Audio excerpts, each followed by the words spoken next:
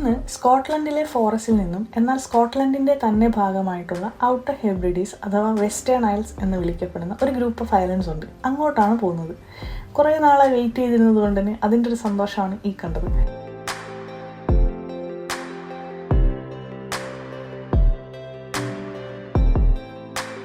അങ്ങനെ ഫോറസ്റ്റിൽ നിന്ന് വിട്ടു. ഏകദേശം 15 മിനിറ്റ്സ് കഴിഞ്ഞപ്പോഴേക്കും ഞങ്ങൾ നേരെത്തി. ഇതൊരു ചെറിയ ടൗണാണ്. പിന്നെ അടുത്തൊരു വലിയ ടൗൺ എന്ന് പറയാൻ പറ്റുന്നത് ഇൻവർനസ് ആണ്. പലർക്കും അറിയായിരിക്കും, സ്കോട്ടിഷ് ഐലൻഡ്സിൻ്റെ ക്യാപിറ്റലാണ് ഇൻവർനസ്. ഓൾമോസ്റ്റ് എല്ലാ ടൂറിസ്റ്റിൻ്റെയും one of the favourite destinations ആണ് ഇൻവർനസ്.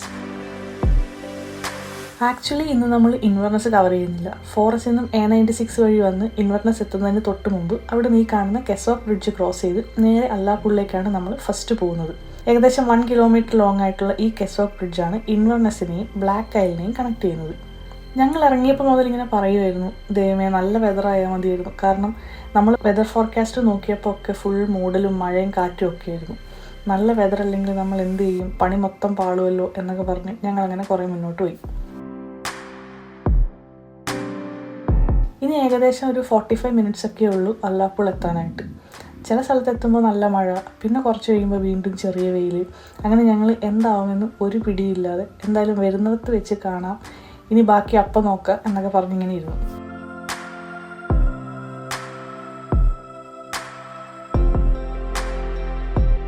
അങ്ങനെ നീണ്ട ചെറിയ 1 hour 45 മിനിറ്റ്സ് ഡ്രൈവിന് ശേഷം നമ്മളെത്തി അല്ലാപ്പോൾ ടെസ്കോയിലേക്ക്. ഇവിടെയാണ് ഇനി 2 ദിവസം നമ്മുടെ കാർ പാർക്ക് ചെയ്യാനായിട്ട് ബുക്ക് ചെയ്തിട്ടുള്ളത്. അതായത് നേരത്തെ പോയ ഫെറി ഇന്നലെ പോയതാണ്. ഇനി രാവിലെ നേരെ ഫെറി ഉണ്ടായിരുന്നു എനിക്കറിയത്തില്ല. ഫെറി ലേറ്റ് ആയിട്ട് ഇവിടുന്ന് പോയതുകൊണ്ട് അത് അവിടെ എത്തിയിട്ട് അത് തിരിച്ചിങ്ങോട്ട് വരണം. അപ്പോൾ ആ ഫെറി അവിടെ നിന്ന് ഇങ്ങോട്ട് വരുന്ന ഫെറി ലേറ്റ് ആയിട്ടാണ് വരുന്നത്. അതുകൊണ്ട് ഇവിടെ ലേറ്റ് ആയിട്ട് എത്തുള്ളൂ. പിന്നെ ഇവിടെ വന്നിട്ട് ഇവിടുന്ന് 10:30 പോകേണ്ട ഫെറി ചിലപ്പോൾ ലേറ്റ് ആയിട്ടായിരിക്കും ഇനി അങ്ങോട്ട് പോകും. അത് ഇടയ്ക്കിടയ്ക്ക് അവിടെ എല്ലാ ദിവസവും അങ്ങനെ കാണിക്കും. ഞങ്ങളിവിടെ എത്തിയപ്പോഴേക്കും അത്യാവശ്യം വിശക്കാൻ തുടങ്ങിയിരുന്നു. അതുകൊണ്ട് തന്നെ ടെസ്കോയിൽ നിന്ന് എന്തെങ്കിലും ചെറിയ സ്നാക്സ് ഒക്കെ വാങ്ങിച്ച് പിന്നെ ഫെറി ബോർഡ് ചെയ്തിട്ട് ഹെവി ആയിട്ട് എന്തെങ്കിലും കഴിക്കാമെന്ന് വിചാരിച്ചു. അങ്ങനെ ഞങ്ങൾ വാങ്ങിയ സ്നാക്സ് ഒക്കെ കാറിലിരുന്ന് കഴിച്ചു. ലഗേജൊക്കെ എടുത്ത് കാറൊക്കെ സേഫായി പാർക്ക് ചെയ്ത് നേരെ ഫെറി ടെർമിനലിലേക്ക് നടന്നു. സത്യം പറഞ്ഞാൽ ഞങ്ങൾ എവിടെ പരിപാടി അവതരിപ്പിച്ചാലും ഇതാണല്ലോ അവസ്ഥ എന്ന് പറയാൻ പറ്റിയ ഒരു ദിവസം. നിങ്ങൾക്ക് കണ്ടാൽ മനസ്സിലാവുമായിരിക്കും, ഒരു രക്ഷയില്ലാത്ത കാറ്റ്.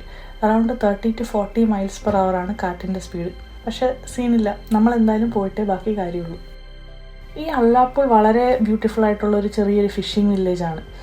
ഇവിടെ നിന്നാണ് ഔട്ടർ ഹെബ്രിഡീസിലെ ഏറ്റവും വലിയ ടൗണായ അല്ലെങ്കിൽ ഔട്ടർ ഹെബ്രിഡീസിൻ്റെ ക്യാപിറ്റലായ സ്റ്റോണവേയിലേക്ക് ഫെറി സർവീസ് ഉള്ളത്. ഈ ഫെറിയിൽ കയറാനാണ് നമ്മൾ വന്നത്. ഞങ്ങൾ ഓൾറെഡി ടിക്കറ്റ് ഉള്ളതുകൊണ്ട് ഈ റിസപ്ഷനിൽ വേറെ ഫോർമാലിറ്റീസ് ഒന്നും ഇല്ലായിരുന്നു. അതുകൊണ്ട് നേരെ മേലേക്ക് പോയി വെയിറ്റിംഗ് ഏരിയയിൽ കുറച്ച് നേരം സമാധാനമായിട്ട് ഇരിക്കാമെന്ന് വിചാരിച്ചു. ആ കാണുന്ന സ്ഥലത്താണ് നമുക്ക് കയറേണ്ട ഫെറി വന്ന് ബെർത്ത് ചെയ്യുന്നത്. ഈ ഫെറി ടെർമിനലിലേക്ക് അടുപ്പിച്ച് ടൈ ചെയ്യുന്നതിന് ബെർത്തിങ് എന്നാണ് പറയുക എന്നാണ് എനിക്ക് മനസ്സിലാക്കാൻ കഴിഞ്ഞത്. അങ്ങനെ നമുക്ക് പോകേണ്ട ഫെറി ഇതാ ഇവിടെ വന്നിട്ടുണ്ട്. ഇനി ഇതിൽ വന്നിട്ടുള്ള പാസഞ്ചേഴ്സും വണ്ടികളും ഒക്കെ ഇറങ്ങിയിട്ട് വേണം നമുക്ക് കയറാനായിട്ട്. ആ ഫെറി ഉണ്ടോ, എനിക്ക് കണ്ടപ്പം ഒരു മജസ്റ്റിക് ലുക്കാണ് തോന്നിയത്. പക്ഷേ വേറൊരു കാര്യമുണ്ട്, നമ്മൾ ആദ്യമായിട്ട് ഇതിൽ കയറുന്നതുകൊണ്ടായിരിക്കും ചിലപ്പോൾ ഈ മജസ്റ്റിക് ലുക്കൊക്കെ തോന്നുന്നത്. കാരണം ഇവിടെ ലോക്കലായിട്ടുള്ളവർക്ക് ഇത് നമ്മുടെ നാട്ടിലെ KSRTC ബസ്സിൽ കയറുന്നൊരു ഫീലേ ഉണ്ടാവുള്ളൂ. ഇവിടെ ഔട്ടർ ഹെബ്രിഡീസിനെയും അല്ലാപ്പൂളും കണക്ട് ചെയ്ത് റെഗുലറായിട്ട് കാൽമാക്കിൻ്റെ സർവീസ് ഉണ്ട്. അപ്പോൾ ഒബ്വിയസ്ലി ഇവർക്ക് ഇതൊരു വളരെ നോർമൽ സീനായിരിക്കും. 10:30 നമ്മളുടെ ഫെറി. ഒരു 1 hour മുമ്പേ ആണ് ഇവിടെ റിപ്പോർട്ട് ചെയ്യാൻ റെക്കമെൻഡ് ചെയ്യുന്ന ടൈം. ഞങ്ങൾ എന്തായാലും ഓൺ ടൈം ആയിരുന്നു, അതുകൊണ്ട് വലിയ റഷൊന്നുമില്ല. അതൊക്കെ പോട്ടെ, നമുക്ക് ഫെറി ബോർഡ് ചെയ്യാനുള്ള ടൈമായി. ഇരുന്ന് റിലാക്സ് ചെയ്യുന്ന ആൾക്കാരൊക്കെ ക്യൂവിൽ വന്ന് നിൽക്കാൻ തുടങ്ങി. ഞങ്ങൾ കുറച്ച് ബാക്കിലായിരുന്നു. ആദ്യം നിന്നിരുന്നെങ്കിൽ നമുക്ക് ചിലപ്പോൾ ഫെറിയിൽ ഒബ്സർവേഷൻ ഡെക്കിൽ ഫ്രണ്ട് റോയിലൊക്കെ ഇരിക്കാൻ ചാൻസ് കിട്ടിയേനെ. ബട്ട് ഇറ്റ്സ് ഓക്കെ, അവർ പോയിക്കോട്ടെ, നമുക്ക് വിഷമമൊന്നുമില്ല.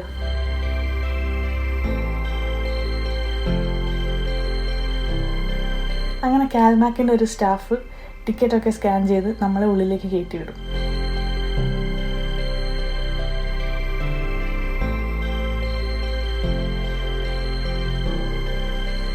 ഈ ഒരു റാമ്പിലൂടെയാണ് ഫെറിയിലേക്കുള്ള ആക്സസ്. ഏകദേശം ഫ്ലൈറ്റിലേക്ക് എയറോ ബ്രിഡ്ജ് പോലെയുണ്ട്.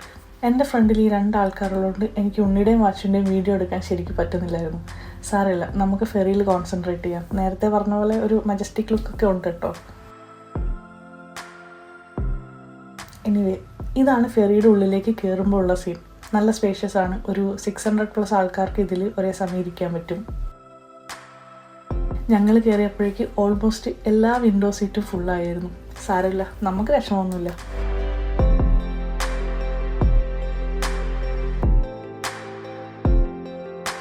ഉണ്ണി നേരെ സ്പീഡിൽ നടന്ന് ഏകദേശം ഈ ഡെക്കിൻ്റെ ഒരു റൗണ്ട് ഇപ്പോൾ നടന്നിട്ടുണ്ട്. എന്തിനാണെന്നറിയാതെ ഞാനും ഫോളോ ചെയ്തു. ലഗേജൊക്കെ ഒന്ന് എടുത്തു വെച്ച് ഞാനും വാച്ചു നേരെ മേളത്തെ ഓപ്പൺ ഡെക്കിലേക്ക് വന്നു. ബാക്കിലേക്കാണ് ഇത് ഫേസ് ചെയ്യുന്നത്. ഇവിടെ നിന്ന് നോക്കിയാൽ കാർസും ലോറീസും ഒക്കെ ഇതിൽ കയറ്റുന്ന കാണാം. എന്തായാലും ഇവിടെ നിന്ന് നോക്കുമ്പോൾ നല്ലൊരു വ്യൂ ആയിരുന്നു. നിങ്ങൾ ആരെങ്കിലും വേറൊരു കാര്യം ശ്രദ്ധിച്ചോ? ഞാനും വാച്ചു ഒഴികെ ആ ഫെറിയിലുണ്ടായിരുന്ന ബാക്കി എല്ലാ ആൾക്കാരും വളരെ പ്രോപ്പറായിട്ട് വിൻഡ് പ്രൂഫ് ജാക്കറ്റ്സും ക്യാപ്പൊക്കെ ഇട്ട് സെറ്റായിട്ടാണ് വന്ന് നിൽക്കുന്നത്. ഞങ്ങൾ മാത്രം ട്രിപ്പ് പ്ലാൻ ചെയ്തപ്പോഴേ വാങ്ങി വെച്ചുകൊണ്ട് ഒഴിവാക്കാൻ പറ്റാതായിപ്പോയി എവിടെ എത്താത്ത ഷോർട്സും. ഭാഗ്യത്തിന് നല്ല ഷൂ എങ്കിലും ഇട്ടത് നന്നായി. ഇപ്പം തന്നെ കാറ്റടിച്ച് തണുത്ത് ചാവാറായി. വണ്ടികളൊക്കെ കയറ്റി കഴിഞ്ഞ് എല്ലാം ക്ലോസ് ചെയ്ത് സെക്യൂറാക്കി അങ്ങനെ അല്ലാപ്പോൾ ടെർമിനലിൽ നിന്നും നമ്മളുടെ ഫെറി സ്റ്റാർട്ട് ചെയ്തു. പെട്ടെന്നുള്ള മൂവ്മെൻറ്റും ഉണ്ട്. ഈ വണ്ടികളുടെയൊക്കെ അലാംസൊക്കെ ഒരേ സമയം അടിക്കാൻ തുടങ്ങി.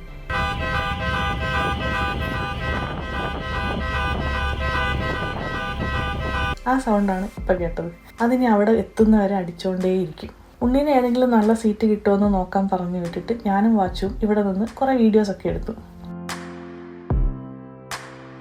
ഇവിടെ നിന്ന് നോക്കുമ്പോൾ ഫെറി ടെർമിനൽ ചെറുതായിക്കൊണ്ടിരിക്കുന്നു. നൈസായിരുന്നു കാണാൻ. അങ്ങനെ കുറച്ച് നേരം ഇവിടെ നിന്നപ്പോഴേക്ക് നന്നായിട്ട് തണുക്കാൻ തുടങ്ങി. ഞങ്ങൾ നേരെ താഴെ ഉള്ളിലേക്ക് പോയി. ഇവിടെയാണ് ലഗേജൊക്കെ വെക്കാനുള്ള സ്ഥലം. പിന്നെ ടോയ്ലറ്റ്, ചെറിയ കാഫേ അങ്ങനെയൊക്കെ ഇതിനുള്ളിലുണ്ട്. എല്ലാവരും ഇരുന്ന് സെറ്റിലായി. ചിലർ ബ്രേക്ക്ഫാസ്റ്റ് കഴിക്കുന്നു, ചിലർ ബുക്ക് വായിക്കുന്നു, പിന്നെ ഫോൺ നോക്കുന്നവർ. അങ്ങനെ എല്ലാവരും അവരവരുടെ കാര്യത്തിൽ ബിസി ആയിട്ടുണ്ട്. ഇനി എന്തെങ്കിലും ഫുഡ് കഴിക്കണം. നേരെ ആ കഫേയിൽ പോയി ഇവർ രണ്ടുപേരും സോസേജ് ആൻഡ് എഗ് റോളും കോഫിയും വാങ്ങിച്ചു. എനിക്ക് പെട്ടെന്ന് അവിടെ നിന്ന് എന്താ വാങ്ങേണ്ടതെന്നൊരു ഐഡിയ കിട്ടിയില്ല. പിന്നെ ബ്രേക്ക്ഫാസ്റ്റ് റോൾ കഴിക്കാനും തോന്നുന്നില്ലായിരുന്നു. അതുകൊണ്ട് ഞാൻ കുറച്ച് കഴിഞ്ഞ് എന്തെങ്കിലും വാങ്ങാമെന്ന് വിചാരിച്ചു. ഒരാളിരുന്ന് നന്നായി കെച്ചപ്പൊക്കെ തേക്കുന്നുണ്ടോ. റോളും കോഫിയും വാങ്ങി നേരെ ഇവിടെ വന്നിരുന്നു. കെച്ചപ്പും സോസും ഒന്നും എടുത്തില്ല. അത് കഴിഞ്ഞ് പോയി എടുക്കാൻ പറഞ്ഞപ്പം അതൊക്കെ വെച്ച സ്ഥലത്ത് വേറെ 2-3 പേര് നിൽക്കുന്നുണ്ട്. അതുകൊണ്ട് അവിടെ പോയി എടുക്കാൻ ഇവളുടെ സോഷ്യൽ ആൻസൈറ്റി സമ്മതിക്കുന്നില്ല പോലും. എന്താ അല്ലേ? പിന്നെ ഒരു ഇൻട്രോവേർട്ടിൻ്റെ മാനസികാവസ്ഥ മാനിച്ച് ഞാൻ തന്നെ പോയി എടുത്തുകൊണ്ട് കൊടുത്തു. അപ്പോൾ കഴിക്കാൻ ഒരു മടിയില്ല. എനിക്ക് പിന്നെ ഇങ്ങനത്തെ നാണമൊന്നും ഇല്ലാത്തതുകൊണ്ട് പ്രശ്നമില്ല. ഞാൻ ഇല്ലായിരുന്നെങ്കിൽ എന്താകുമായിരുന്നു ഇവളുടെ അവസ്ഥ. ഇവൾ മാത്രമല്ല, ഏകദേശം ഉണ്ണിയും ഒരു ചെറിയൊരു ഇൻട്രോവേർട്ടാണ്. എന്ത് ചെയ്യാനാ. വാച്ചുവിൻ്റെ കോഫിയൊക്കെ ഞാൻ ഒന്ന് ടെസ്റ്റ് ചെയ്ത് നോക്കി. കുഴപ്പമില്ല, നല്ല കോഫി ആയിരുന്നു.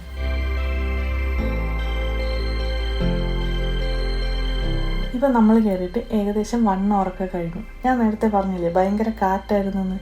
അതുകൊണ്ട് തന്നെ സീ നല്ല റഫായിരുന്നു. കുറച്ച് നടുക്കെത്തിയപ്പോഴേക്കും ഫെറിക്ക് നല്ലൊരു ചാഞ്ചാട്ടമൊക്കെ ഉണ്ട്. എനിക്കാണെങ്കിൽ ചെറുതായിട്ട് വൊമിറ്റ് ചെയ്യാൻ വരുന്ന പോലെയൊക്കെ തോന്നി. ഞാൻ വിചാരിച്ചു ആകെ പണി കിട്ടിയെന്ന്. ഇവിടെങ്ങാനും ഞാൻ വാള് വെച്ചാൽ ഉണ്ണിയും വാച്ചും കൂടെ വേണ്ട ഇതൊക്കെ ക്ലീൻ ചെയ്യാനായിട്ട്. എനിക്ക് പിന്നെ ക്ഷീണമായിരിക്കുമല്ലോ. എന്തായാലും പക്ഷെ അങ്ങനെയൊന്നും സംഭവിച്ചില്ല. പിന്നെ ഞങ്ങളിവിടെ കുറച്ച് നേരം ഇരുന്ന് സംസാരിച്ചു. എക്സ്പ്രഷനൊക്കെ കണ്ടെത്തുന്നു എന്തോ വലിയ ഇൻ്റർനാഷണൽ കാര്യങ്ങളൊക്കെയാണ്. അതൊന്നുമല്ല, അവിടെ എത്തിയിട്ടുള്ള കാര്യവും ഇവിടുന്ന് വേറെ ഐലൻഡിലേക്കുള്ള ഫെറീസിൻ്റെ കാര്യവും അടുത്ത ട്രിപ്പ് നമ്മൾ എങ്ങോട്ട് പോകും, അങ്ങനെ ഓരോ ചെറിയ ചെറിയ കാര്യങ്ങൾ.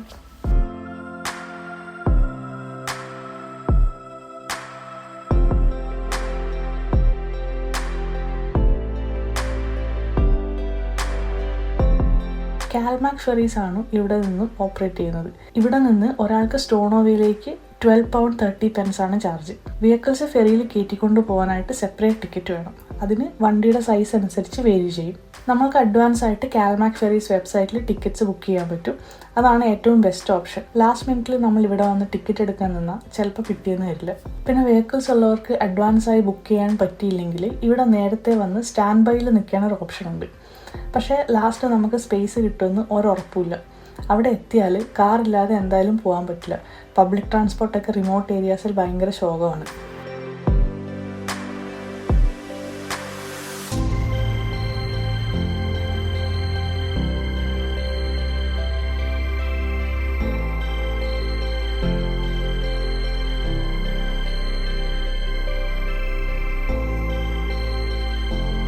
അങ്ങനെ താഴെ ഇരുന്ന് ബോറടിച്ച് മേലെ ഒബ്സർവേഷൻ ഡെക്കിൽ സീറ്റ് ഉണ്ടെങ്കിൽ അവിടെ ഇരിക്കാമെന്ന് വിചാരിച്ച് അങ്ങോട്ട് പോയി. പക്ഷേ കുറച്ച് നേരം ഇവിടെ താഴെ സൈഡിലൊക്കെ ഇരുന്നിട്ടാണ് പിന്നെ നമുക്ക് സീറ്റ് കിട്ടിയത്. ഇടയ്ക്ക് ഷാർക്കിനൊക്കെ കാണാൻ പറ്റുമെന്ന് വാച്ച് തള്ളുന്നുണ്ടായിരുന്നു. ഇതൊക്കെ സത്യമാണോ എന്ന് എനിക്കറിയില്ല.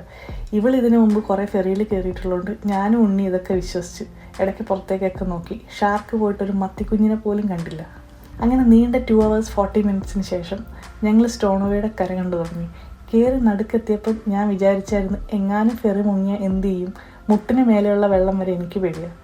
എന്തായാലും ഭാഗ്യത്തിന് ഒരു പ്രശ്നമില്ലാതെ നമ്മൾ സ്റ്റോണോവേ എത്തി. നല്ല നൈസായിരുന്നു ദൂരേന്ന് ഈ സ്റ്റോണോവേ ഹാർബറും ഫെറി ടെർമിനലൊക്കെ കാണാനായിട്ട്. ഈ സീൻ കണ്ടോ, ഇവരിത് ബർത്ത് ചെയ്യുന്ന വീഡിയോ എടുക്കാനായിട്ട് ഞാൻ പെട്ടെന്ന് താഴെ വന്നു. എന്തായാലും മിസ്സായില്ല. ഇങ്ങനെയാണ് ഇവർ ഫെറീസ് ടെർമിനലിലേക്ക് ടൈ ചെയ്യുന്നത്.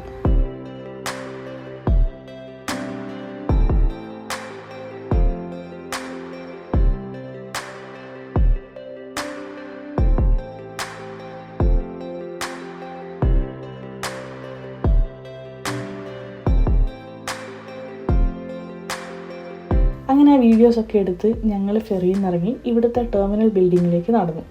യെസ്, ഞങ്ങൾ ആദ്യമായി സ്റ്റോണവേയുടെ മണ്ണിൽ കാലുത്തി. Welcome to സ്റ്റോണവേ. കൊള്ളാലേ?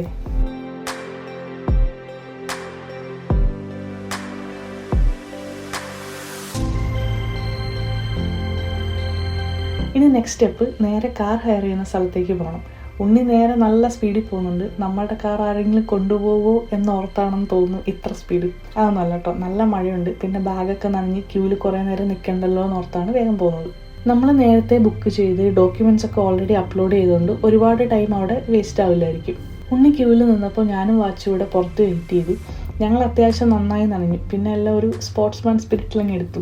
ഇവിടെ നിൽക്കുമ്പോൾ ഞങ്ങളിങ്ങനെ പറയുമായിരുന്നു, നമുക്ക് റെഡ് കാർ കിട്ടിയാൽ മതിയായിരുന്നു. ഫോട്ടോസും വീഡിയോസൊക്കെ എടുക്കുമ്പോൾ അറ്റ്ലീസ്റ്റ് ഈ ക്ലൗഡി വെതറിൽ കാറെങ്കിലും കുറച്ച് കളർഫുൾ ആയിട്ട് കിട്ടുമെന്ന്. പക്ഷെ നമ്മൾ നേരത്തെ പറഞ്ഞ പോലെ നമ്മൾ എവിടെ പരിപാടി അവതരിപ്പിച്ചാലും ഇതാണല്ലോ അവസ്ഥ. നമുക്ക് കിട്ടിയത് ഈ ഗ്രേ കളർ കാറാണ്. ക്ലൗഡി സ്കൈ ആയിട്ട് നല്ല മാച്ച് ഉണ്ട്. യെസ്, അതൊക്കെ പോട്ടെ, എന്തായാലും കാർ കിട്ടി. ഇനി ഫസ്റ്റ് ഡെസ്റ്റിനേഷൻ സ്റ്റോണവേ മ്യൂസിയം. മ്യൂസിയം ഇവിടുന്ന് 10 minutes പോലും ഇല്ല. ഇവിടെ എത്തി ഞങ്ങൾ കാർ പാർക്ക് ചെയ്ത് മ്യൂസിയത്തിലേക്ക് നടന്നു. ഞാനാണെങ്കിൽ ഈ മ്യൂസിയം ബോർഡിൻ്റെ ഒരു സിനിമാറ്റിക് ഷോട്ട് കിട്ടുമെന്ന് ട്രൈ ചെയ്യുമ്പോഴേക്കും അവർ രണ്ടുപേരും നടന്നു പോകുന്നുണ്ട്. അത്രയും പോകേണ്ട ആവശ്യമൊന്നുമില്ല. ഇടം വല്ല നോക്കാതെ എങ്ങോട്ടോ പോയി. എന്തായാലും തിരിച്ചു വരും. ഞാൻ നേരെ എൻട്രൻസിലേക്ക് കയറി. അപ്പോഴേക്കും അവരും എത്തി. റിസപ്ഷനിസ്റ്റ് കാര്യങ്ങളൊക്കെ എക്സ്പ്ലെയിൻ ചെയ്തു.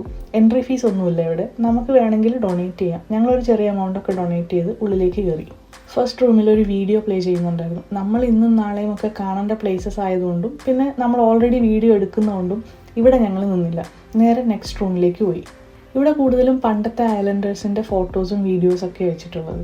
അതൊക്കെ ഞങ്ങളൊന്ന് കണ്ടു. ഒരുപാട് കാര്യങ്ങൾ അവിടെ എഴുതി വെച്ചിട്ടുണ്ടായിരുന്നു. അതൊക്കെ ഇവിടെ പറഞ്ഞ വീഡിയോ ഒരുപാട് ലെങ്തി ആയിപ്പോവും. ഞാൻ എന്താ ഇവിടെ ഒളിഞ്ഞു നോക്കുന്നതെന്നല്ലേ, അതാ കാണിച്ചു തരാം. ഇതാണ് ബ്ലാക്ക് ഹൗസ്. പണ്ട് കാലത്ത് ഹീറ്ററൊന്നും ഇല്ലാതിരുന്ന ടൈമിൽ ഇവിടുത്തെ ആൾക്കാർ കൊടും തണുപ്പിൽ നിന്നൊക്കെ രക്ഷപ്പെടാൻ പറ്റുന്ന രീതിയിൽ കൺസ്ട്രക്ട് ചെയ്ത വീടുകളായത്. ഇത് മ്യൂസിയം പോലെ പ്രിസർവ് ചെയ്ത ഒരു സ്ഥലമുണ്ട്. നാളെ നമ്മളവിടെ പോകുന്നുണ്ട്. അപ്പോൾ അതിനെപ്പറ്റി ആ വീഡിയോയിൽ പറയാം. ശരിക്കും ഞങ്ങളിവിടെ എക്സ്പെക്റ്റ് ചെയ്ത പോലെയല്ല, ഒരു മോഡേൺ മ്യൂസിയം ആയിരുന്നു ഇത്. കൂടുതൽ റിട്ടേൺ ഇൻഫർമേഷനും പിക്ചേഴ്സും ഒക്കെയായിരുന്നു ഉണ്ടായിരുന്നത്.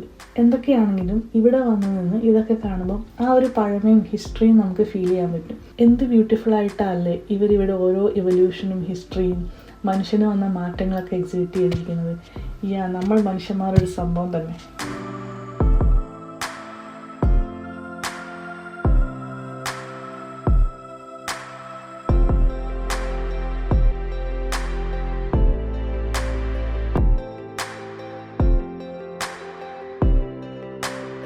അങ്ങനെ മ്യൂസിയം ഒക്കെ കണ്ട് നമ്മൾ അക്കോമഡേഷൻ ബുക്ക് ചെയ്തിരുന്ന സ്ഥലത്ത് ചെക്ക് ഇൻ ചെയ്യാനായിട്ട് പോയി. ഇനി നമ്മൾ വേറെ ഒന്നും കാണാൻ പോകുന്നില്ല. മൊത്തത്തിൽ ടയേർഡായി. റൂമിലെത്തി ഒന്ന് ഫ്രഷ് ആയിട്ട് എന്തെങ്കിലും കഴിക്കണം. ഇവിടെ എത്തിയപ്പോഴേക്കും മഴയും മൂടലും ഒന്നും കുറവില്ല. എന്നാൽ പോലും ഈ വരുന്ന വഴിയൊക്കെ കാണാൻ നല്ല രസമുണ്ട്. അപ്പോൾ കുറച്ച് വെയിലൊക്കെ ഉണ്ടെങ്കിൽ നൈസായിരിക്കും കാണാൻ. യെസ്, അങ്ങനെ നമ്മൾ സ്റ്റേ ചെയ്യാൻ ബുക്ക് ചെയ്ത സ്ഥലമെത്തി. ഇതാണ് നെക്സ്റ്റ് 2 ദിവസത്തേക്കുള്ള നമ്മളുടെ താവളം.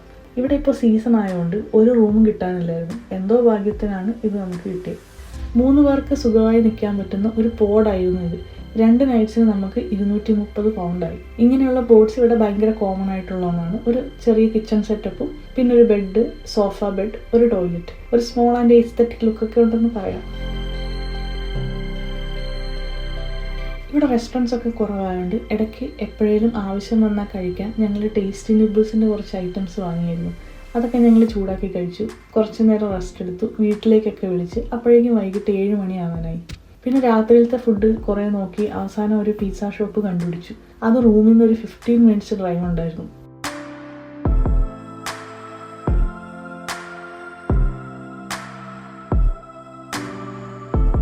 അങ്ങനെ ഞങ്ങൾ പോയി പിസ്സയും തൊട്ടടുത്തുള്ള വേറൊരു റെസ്റ്റോറൻറ്റിൽ നിന്ന് കുറച്ച് ചിക്കൻ ടിക്കയൊക്കെ വാങ്ങി വീണ്ടും ഞങ്ങളുടെ റൂമിലെത്തി. ഇനി സമാധാനമായിട്ട് ഇതൊക്കെ കഴിച്ച് കുറച്ച് നേരം ചില്ല് ചെയ്ത് നേരത്തെ ഇറങ്ങി നാളെ രാവിലെ നേരത്തെ എണീറ്റാൽ മാത്രമേ നമ്മൾ പ്ലാൻ ചെയ്ത സ്പോട്ടൊക്കെ കവർ ചെയ്യാൻ പറ്റൂ. അപ്പോൾ ഓക്കെ, ബൈ നെക്സ്റ്റ് വീഡിയോയിൽ ബാക്കി കാണാം.